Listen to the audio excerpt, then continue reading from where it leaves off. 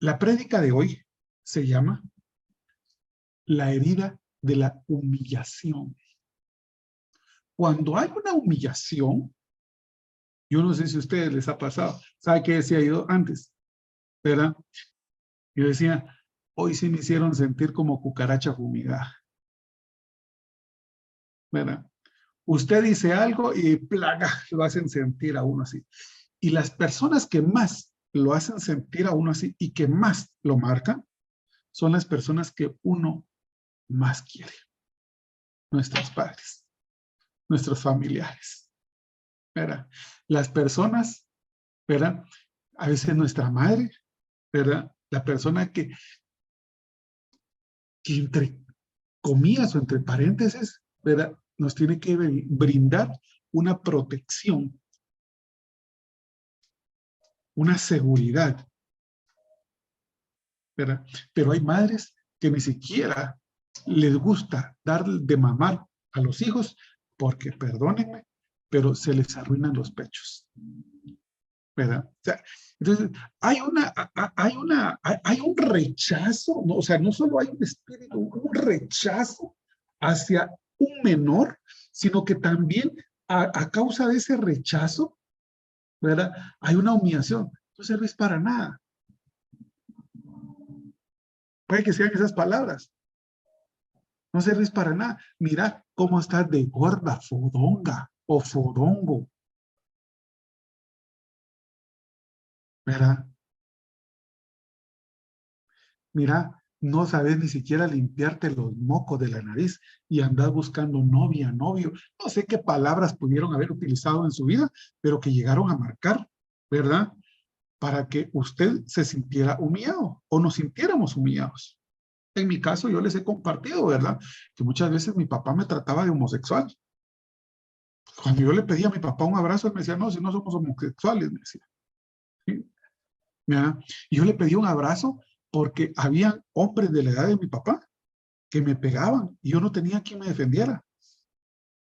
Y entonces tuve que aprender a defenderme, ¿verdad? En ese aprender a defenderme, yo me volví allá en Guatemala, ¿verdad? Crecí en una región demasiado peligrosa, ¿verdad? Yo me volví peleador callejero, ¿verdad? Entonces, vamos a entrar directamente en el tema. Dice, el origen de la herida de humillación. ¿Verdad? La herida de humillación nace cuando en nuestra etapa infantil sentimos que papá o mamá nos desaprueban, nos critican, nos ridiculizan ante otras personas, amistades o familiares. Yo recuerdo que una vez, y lo tengo bien marcado, fíjese, sin duda alguna, fue una herida que el enemigo causó en mí, ¿verdad? Fíjese, yo recuerdo que tenía como mis 9 años y mi papá iba a comprar una enciclopedia, ¿verdad? Fíjese. Y yo vine y vi la enciclopedia y dije, ala papá, qué bonito como para leerlo, ¿verdad? Pero en mi inocencia. Y vino mi papá y me dijo, no seas mula, ¿verdad? Eso es para que puedas encender la estufa. Fíjese usted, perdóneme por la palabra mula, ¿verdad? Disculpen, no lo estoy haciendo Sí, mula es una mula, no es una mala palabra. Fíjese. Es para encender la estufa. Y yo recuerdo que estaban mis tíos, los hermanos de mi papá y uno de mis primos, y todos empezaron a burlar de mí. Y yo quise que me tragara la tierra en ese momento. Y sin duda alguna, fíjese que sí, sí, ahora reconozco que es una herida que hay en mí ahí, ¿verdad? Porque, porque es algo que yo no olvido. Y ese es el peor error que tenemos nosotros los seres humanos. Yo decir, yo perdono, pero no olvido. Yo no sé si a ustedes les ha pasado. Yo no sé con qué cosas a ustedes los han humillado. Pero cualquier parecido a lo que les estoy diciendo aquí es pura coincidencia, ¿verdad? Fíjense. Entonces, dice aquí la enseñanza, dice, nuestra autoestima se ve muy afectada. Se empiezan a formar creencias de tipo, no valgo nada, no valgo nada, yo no valgo nada y no sirvo para. Con esa creencia de ese tipo, llegamos a la edad adulta, ¿verdad? Y cuando llegamos a la edad adulta, muchas personas luchan contra esas palabras que muchos de nosotros declaramos en el pasado para nuestra propia vida. Y por eso es que muchos, ¿verdad? Lo que andamos buscando es un predicador. Voy a hablar con alguien de eso. Es un predicador, ¿verdad? Pero ¿cómo es que un predicador motivacional? Alguien que nos motive, ¿verdad? Para que nosotros podamos tener la energía necesaria para poder pasar una semana. Y ya cuando termina la semana, llegamos otra vez con el predicador, con el mismo predicador, pero con las baterías descargadas. Llegamos con él y otra vez salimos con las baterías recargadas. Pero ¿será que eso es lo que el Señor quiere con nosotros? ¿Verdad? Que estemos, ¿verdad? O sea, Dios no quiere eso con nosotros. Dios quiere que seamos estables. ¿Verdad? Sino, ¿por qué razón? Porque si nosotros no tenemos una estabilidad, ¿verdad? Vamos a ser llevados como las olas del mar, de un lado hacia otro, ¿verdad? Y nunca, nunca, dice la palabra de Dios, que esas personas que tal hagan, nunca, nunca, pero nunca van a recibir nada. ¿Verdad? Entonces, cuando el Señor llega, por lo menos hoy yo he platicado con varias personas que están recibiendo ciertos ataques, ¿verdad? Y es la permisibilidad que Dios tiene con cada uno de todos nosotros. ¿Por qué razón? Porque a través de esos ataques, ¿verdad? El Señor nos va a dar una estabilidad. Va a hacer que nuestras bases espirituales sean cada vez más fuertes. ¿Verdad? Dice, en esta etapa infantil el objetivo es sentirnos personas útiles y válidas. Y recibimos el mensaje contrario. Fíjese, muchas veces nosotros tal vez no nos dan una palabra. Fíjese usted que yo lo vine a aprender cuando yo empecé a profundizar en las cosas del Señor, ¿verdad? En la palabra. Cuando yo me peleaba, ¿verdad? Antes, cuando yo era muchachito y me peleaba, ¿verdad? Lo primero que yo hacía era, ¿verdad? Pegarle en la cabeza con la mano empuñada a los demás. Mi papá cuando me pegaba con la mano extendida aquí en la cabeza, ¿verdad? Ahora, ¿qué creen ustedes que es el significado, a excepción de Claudina, que me conteste cualquier persona, ¿verdad? ¿Qué significado tiene eso? Un golpe acá en la cabeza. Para que entienda. Para que entienda, dice Meli. Sí. Lamento decirle, Meli, que no es así. Yo sí, por favor. Acá en Chile por lo menos hacen ese gesto cuando alguien es como inútil, así como despierta. Ok, por ahí va el asunto. Es un despierta, o sea, no seas bruto, pero esa es una forma de humillar o denigrar a un niño. Pero cuando se le pega aquí a un niño, es una forma de humillarlo, de menospreciarlo. ¿Por qué? Porque le está dando en la cabeza. ¿Verdad? Entonces, pan para su mañana. Jamás les vuelvan a pegar a sus hijos en la cabeza. ¿Verdad? Si es que les pegan, si no, pues gloria a Dios si no les pegan. ¿Verdad? Pero yo lo vine a aprender, pero el Señor me lo enseñó, ¿verdad? Hace algunos años. Entonces, es una enseñanza, ¿verdad? De que con el tiempo usted tiene que ir cambiando, ¿verdad? Tanto pensamiento, ¿verdad? De que no valgo nada. Ay, mire, yo a cada rato lidio con personas que ya son adultas y me dicen, es que tan gorda que estoy. Ahí sí ya me las agarré, no me voy a decir, ay, lo digo por mí, porque aquí me las llevo entre las patas a todas. Bueno, a la mayoría, ¿verdad? ¿Por qué? Porque es un sentimiento, ¿verdad? Que como de chiquito le dijeron que usted era gordo, ¿verdad? O hay personas, de que ahora son demasiado esbeltas porque los traumaron y que de chiquitos entonces son demasiado esbeltas. Entonces se cuidan toda la comida. Pero hay personas que no corrieron con esa suerte, ¿verdad? Y que son gordas y le dicen, a la que gorda está, qué asqueroso, ¿verdad? Y hay personas que menosprecian a otras personas ridiculizándolos, ¿verdad? Pero si nosotros nos ponemos a estudiar esa faceta del ser humano, el que humilla y menosprecia es porque tiene un cerebro así de chiquito, porque en su pasado así lo trataron. Entonces, lo que se quiere es desquitar toda su ira, toda su cólera, ¿verdad? Con otras personas que él ve, ¿verdad?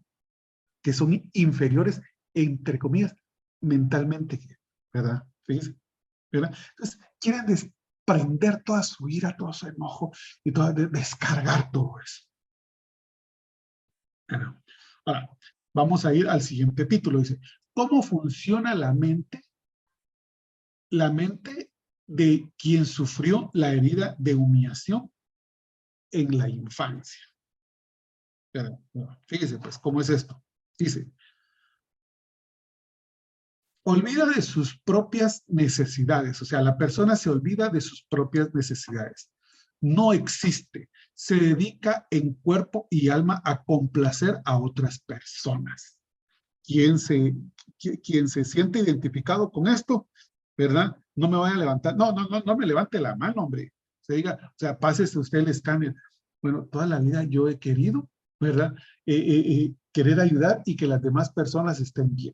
Y yo puedo ayudar a una persona y esa persona sale adelante, pero yo no puedo salir adelante, ¿verdad? Porque hay una herida de esas, ¿verdad? Así que hoy va a aprender cómo empezar a rechazar esa clase de heridas, ¿verdad? Así se gana su cariño, el cariño de las demás personas. Si se siente respetada, valorada y reconocida, ¿verdad? Solo tiene ojos para las demás personas de su entorno personal o profesional. O evita sentir a veces, o evita sentir, ¿verdad? O sea, sentir cosas. A veces decide fíjese que esto fue nuevo para mí, fíjese usted. Dice que hay veces que las personas prefieren ridiculizarse, ¿verdad? De manera inconsciente, antes de que lo hagan otras personas. Fíjese que eso fue nuevo para mí, ¿verdad? O sea, sí, yo no podía lograr entender esa parte, ¿verdad? Porque hay personas que les gusta ridiculizarse, ser el alma de la fiesta, el alma de la fiesta, ser los payasos, ¿verdad? Y que uno dice, ay, aquí viene esta persona, ¿eh? ¿Cómo? El bufón de la fiesta, ¿verdad? Fíjese, les gusta actuar de esa manera, ridiculizándose, porque están acostumbrados a eso, ¿verdad? Pero es como una máscara para que esas personas, ¿verdad? No se sientan mal, ¿verdad? Dice que en ocasiones tapan su vergüenza y actúan como un personaje con antifaz para hacer reír al resto, o se consideran una persona menos valiosa o capaz de lo que en realidad son. Además, tienen dificultades para expresarse como ser adulto porque está anclado en el niño o niña que llevaba por dentro o por el niño que fue. Ahora, esta parte, ¿verdad? Fíjese que es bastante interesante.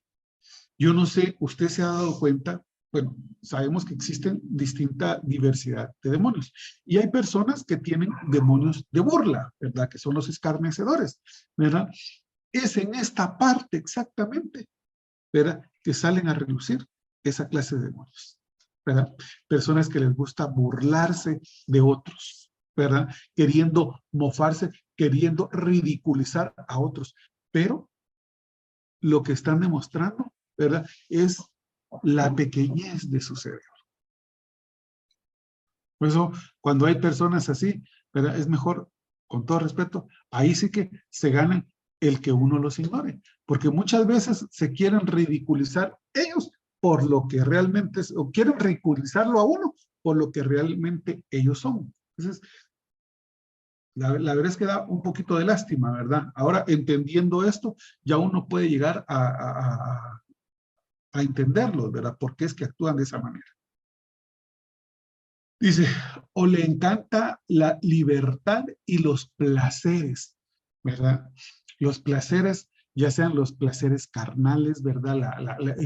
La farra, la fiesta, el licor, ¿verdad? El cigarro, cualquier cosa con estar llevando todo a un placer carnal, ¿verdad? Desde las malas palabras, las vulgaridades, cualquier clase de cosas. Puede recurrir a comportamientos adictivos, como las compras, la comida, fíjese, la adicción a la bebida o la adicción al juego para sentir placer y liberar su culpa. En el caso de las mujeres que han sufrido la herida de la humillación, estas suelen tener una relación complicada con sus madres. Fíjese qué interesante esto. Eso ya me lo había enseñado el Señor, pero ahora lo vengo a encontrar en un estudio, ¿verdad?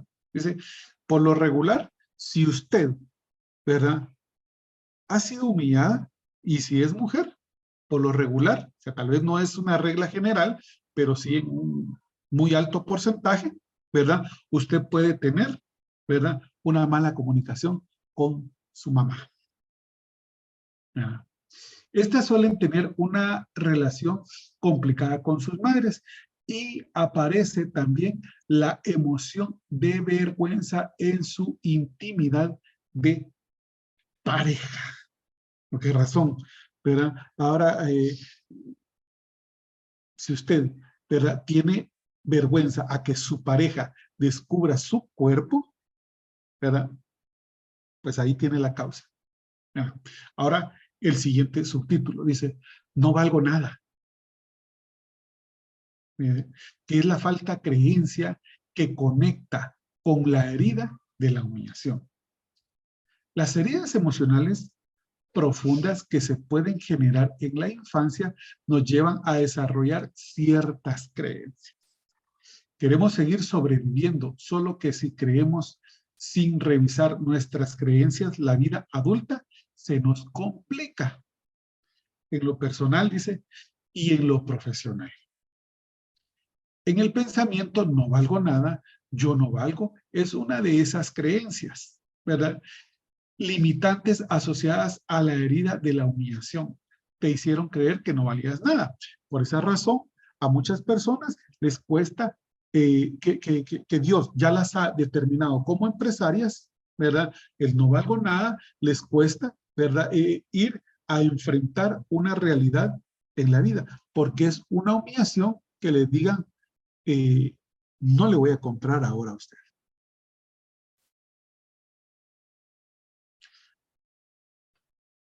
Ahora, les voy a leer unas palabras aquí. Usted me va a decir, o sea, respóndase usted y usted va a ver si en realidad usted se siente identificado con estos puntos.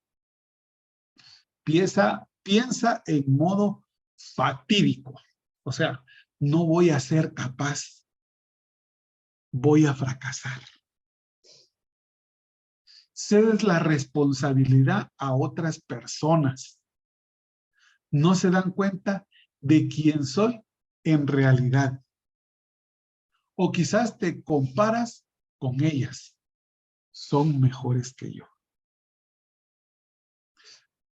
Voces críticas que se repiten. Yo no valgo la pena.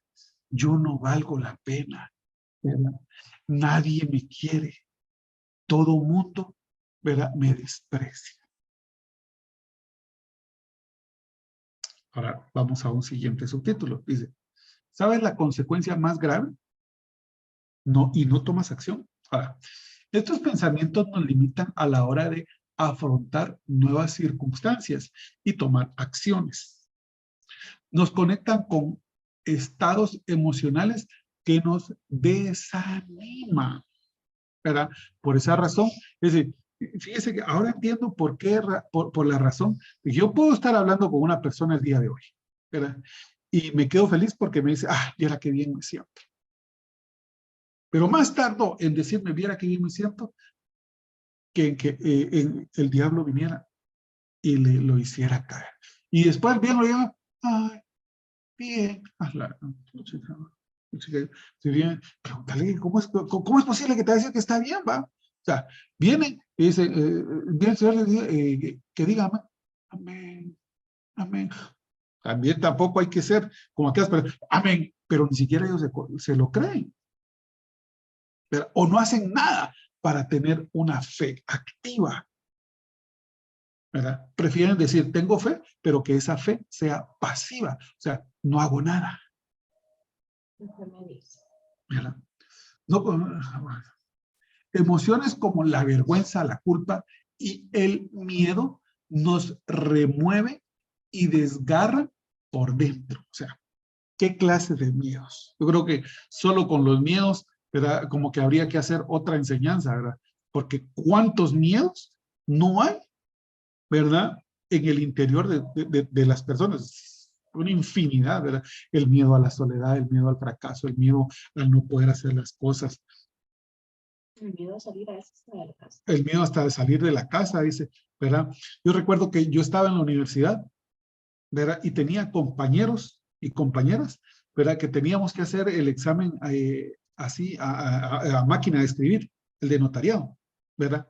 Y habían personas que le tenían miedo a la máquina de escribir, ustedes, ¿verdad? O sea, ay, qué miedo, enfrente de todos, y que si se van a apurar, y que si no se van a apurar, y que si voy a ser capaz, no, o sea, una clase de miedos, ¿verdad? Fíjense, yo recuerdo que tenía un jefe que él disfrazaba el temor que él tenía con gritos, ¿verdad? Y nos gritaba un montón, ¿verdad? Y uno se ponía así, en alerta, ¿verdad? Y él ya se quedaba así. ¿Verdad? Fíjense, o sea, es un sinfín, ¿verdad?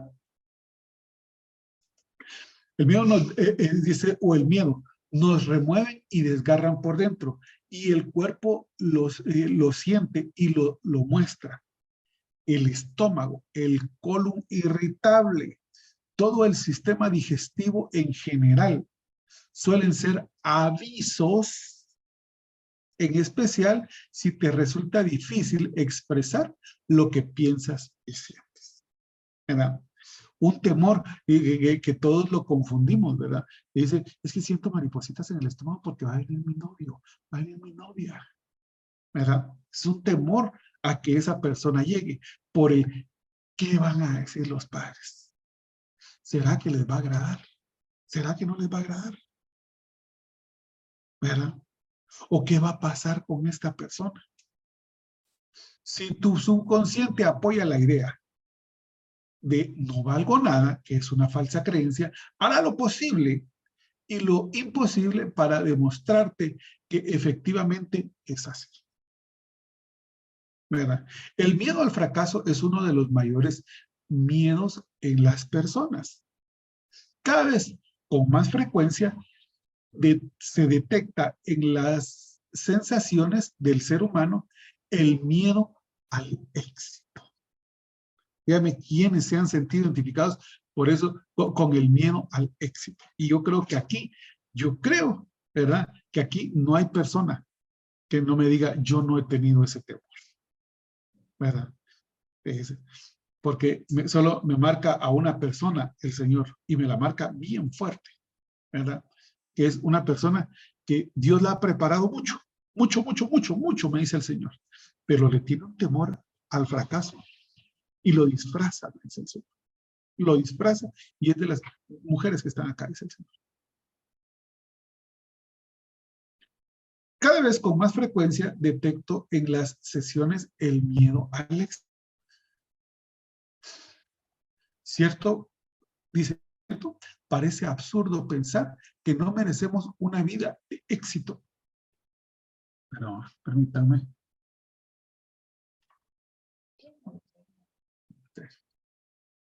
El miedo al éxito. Parece absurdo pensar que no merecemos una vida de éxito, una creencia limitante que nos convierte y nos transforma en fracasados. El subconsciente nos sabotea para que ni siquiera lo intentemos. Yo no sé quiénes se han fijado una meta mental, ¿verdad? Y dicen, mañana comienzo. Pero ese mañana comienzo nunca llega, porque llega el día de mañana y no lo hizo. ¿Pero por qué razón no lo hizo? Por el temor que Satanás empieza a ejercer en la mente. Aquí habla de subconsciente, pero ese subconsciente nosotros sabemos que son esas voces del enemigo que le dicen a usted, no vas a poder.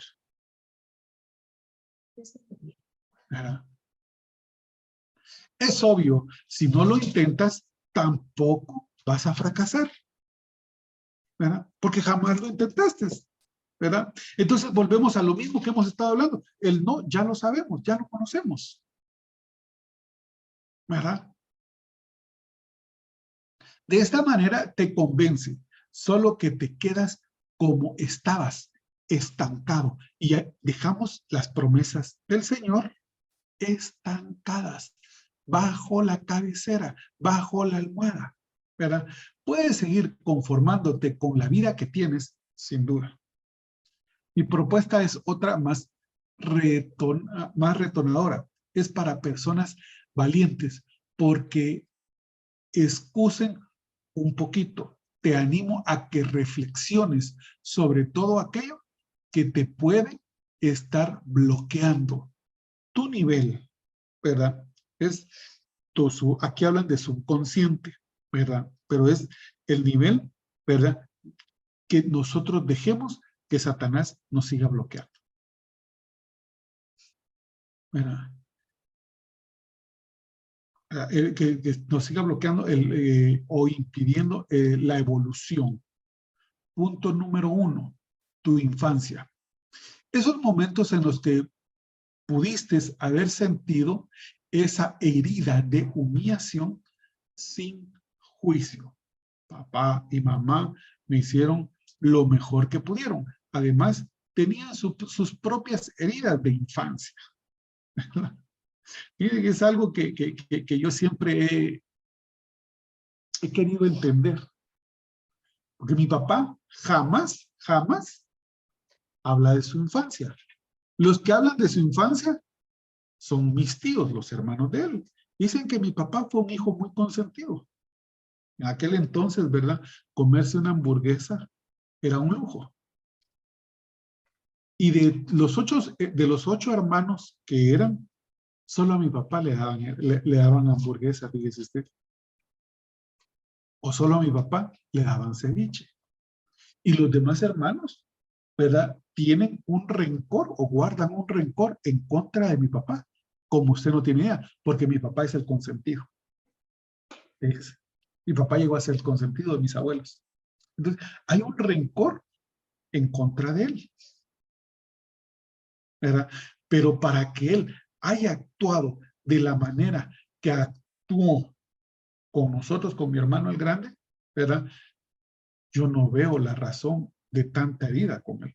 Recuerdo que una vez mi hermano fue más estudioso que yo y siempre sacó mejores notas que yo. Y cierto día vino mi papá y mi hermano corrió con él al lugar donde mi papá tenía el negocio. Mi hermano estaba pequeño, ¿verdad? Y a enseñarle las notas, porque mi hermano había sacado de 95 para arriba, eran sus notas, fíjese. ¿Verdad? Y vino mi hermano y llegó a enseñarle las notas a mi papá. Y mi papá lo primero que hizo fue darle una cueriada hasta que lo dejó con temperatura. Y casi que lo dejó desfigurado. A mi hermano, el que está ahora preso. ¿Verdad? Fíjese. Entonces, yo recuerdo que eso fue un relajo bien fuerte, ¿verdad? Entre mi mamá, mi papá y mi abuela, ¿verdad? Porque lo primero que le dijeron a mi hermano es que tu papá tenía una de sus amantes ahí en ese lugar donde estaba el negocio, ¿verdad? Fíjese. Entonces, es una herida que mi hermano por mucho tiempo anidó. Y yo recuerdo que cuando nosotros crecimos, lo primero que él quería era comprar un fusil AK-47, decía él, o un AR-15, decía. ¿Verdad? Y andaba siguiendo a las mujeres que eran amantes de mi papá, ¿verdad? Porque era una venganza que él tenía inconscientemente en contra de ellas, ¿verdad? Afortunadamente, pues usted, gracias a Dios, nunca se las topó, ¿verdad? O sea, porque si no, sin duda alguna, como era aquel, definitivamente les hubiera hecho un daño, ¿verdad? Entonces, son las heridas que nuestros padres crean en nosotros en nuestra infancia, ¿verdad? Punto número 2, la creencia limitante, yo no valgo nada, ¿verdad? O similares, haz una lista con las que ustedes se identifiquen, ¿verdad? Y esa lista con las que ustedes se identifican, ¿verdad? ¿Verdad? Hoy lo van a hacer. Hagan jalen un lápiz, un cuadernito, una hojita, ¿verdad? Entré, Melissa. Yo no tengo. Háganlo en su celular. En su celular. En su celular, ¿verdad? Voy a dar un par de minutos y ustedes van a anotar esas heridas, ¿verdad? Las heridas de las cuales ustedes se recuerdan. Y las heridas que no se recuerdan, ¿verdad? Le van a orar al Señor, le van a decir, Señor Padre, yo te pido, Señor, en tu infinita piedad y misericordia, que tú me recuerdes esas heridas, ¿verdad? Que causaron mis padres en mi infancia, que ahora están bloqueando que yo sea una persona de éxito como hijo tuyo, Padre. Así que les voy a dar 5 minutos, me dice el Señor. A partir de hoy, de ahorita son las 7:16. A las 7:21 regreso. Por favor.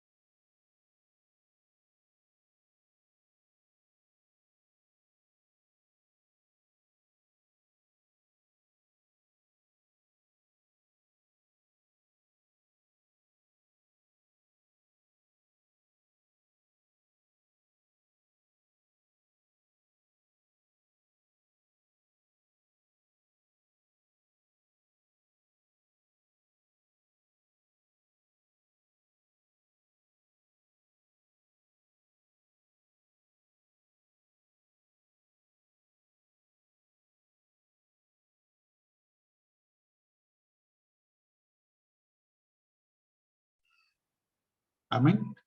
¿Verdad? Yo recuerdo que una vez cuando el Señor me mandó a Francia, ¿verdad? Que fui solo yo, ¿verdad? Cuando yo ya iba de regreso y estaba haciendo la fila ahí para tomar el avión de regreso de Francia para España, el Señor me habló, ¿verdad? Y me dijo, ¿quieres que te diga por qué te mandé solo? Me dijo. ¿Y quieres que te diga por qué te mandé a este país? Me dijo, donde no entendés nada de lo que te dicen, ¿verdad? Y vino el Señor y me dijo, es para que creas en ti, ¿verdad? Nunca te voy a dejar, nunca te voy a abandonar, ¿verdad? Fíjese, pero tené confianza en lo que haces. ¿Por qué razón? Porque el enemigo lo primero que hace es robarnos la confianza, ¿verdad? En las cosas que nosotros hacemos. Llega y pone una inseguridad que no vamos a poder, ¿verdad? Yo tenía en ese momento, ¿verdad? Yo iba con inseguridad y el primer choque, el idioma. Segundo choque, ¿verdad? Cuando vienen y me dicen que no había vehículo que me llevara al hotel y que me pidieron 160 euros el taxi para llevarme al hotel, ¿verdad? Porque ese día había caído una gran nevada ahí, ¿verdad? Y el avión no podía aterrizar, ¿verdad? Tercero, ¿verdad? El estar solo en un país, uno desconocido, ¿verdad? Entonces el Señor vino y me habló y me dijo de que por esa razón, ¿verdad? Él me había enviado solo para que yo aprendiera a confiar en Él. Ahora, yo les pregunto, ¿a cuántos de ustedes el Señor les está trabajando, ¿verdad? Esa parte que trabajó en mí también. Si usted es una de las personas que vive solo o se mantiene solo, ¿verdad? Es porque el Señor está trabajando, ¿verdad? Una herida, ¿verdad? Todo lo que usted anotó ahí, todo lo que usted pudo anotar, usted va a seguir ahí anotando, ¿verdad? Y los que quieran, podemos hablar, ¿verdad? Para que el Señor vaya diciendo o vaya revelándole o vaya explicando cómo el Señor ha venido trabajando cada una de todas esas heridas en su vida. Pero muchas veces nosotros, ¿verdad? Porque no estamos conectados con el Espíritu Santo, no entendemos la forma en la que Dios nos viene trabajando. A mí no me gustaba estar solo, porque desde niño yo he visto demonios, ¿verdad? Y cuando vino Gaby y se fue una temporada para Guatemala, se fue, bueno, que anduvo en Europa un montón de días y un montón de días allá en Guatemala y todo eso, ¿verdad? Vino el Señor y trabajó. Yo no quería estar solo, porque ahí en la casa donde vivíamos era una casa muy grande, había muchas habitaciones y estaba en un lugar donde casi que estaba sola la casa. Y aparte de todo, espantaban en esa casa. Y yo lo primero que le dije, a mí no me vas a dejar solo aquí en esta casa. Y fue lo primero que hizo. El Señor permitió eso, ¿verdad? Para que yo aprendiera a confiar en Dios.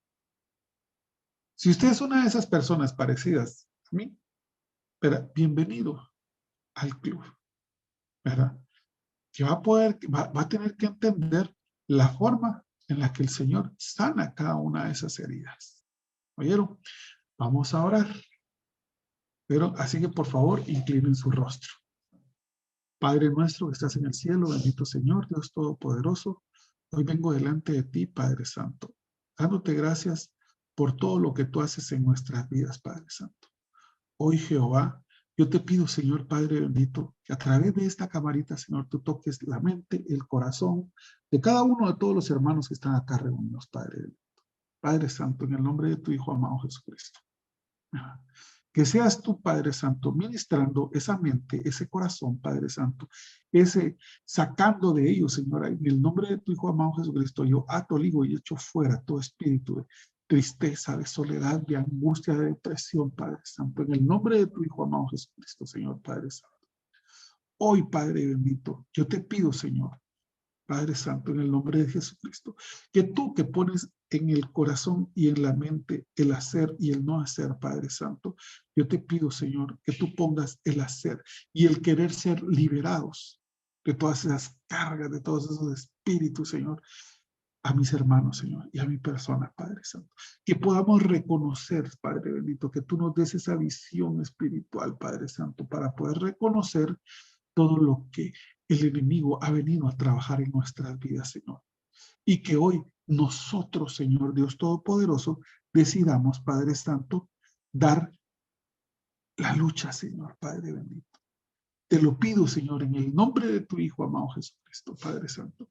Y que entendamos la forma, Señor, en la cual tú vas a sanar toda herida en nuestro corazón, aunque sea doloroso, Padre Santo, para nosotros, Señor Dios Todopoderoso, pero sabemos que si viene de ti esa salud mental, esa salud espiritual, esa salud del alma, Padre Santo, es lo mejor para nosotros, Padre bendito. Te pido, Señor, que tú nos ayudes y que nosotros no cuestionemos, Padre bendito, la forma en la que tú obras en nuestra vida, porque queremos conocer tus verdades, Señor. No la verdad del vecino, no la verdad de los hijos de Satanás, Padre Santo, sino que tus verdades, Señor Dios Todopoderoso. Te lo pido, Señor, en el nombre de tu Hijo, amado Jesucristo, Señor. Amén, Señor, y amén, Padre Santo.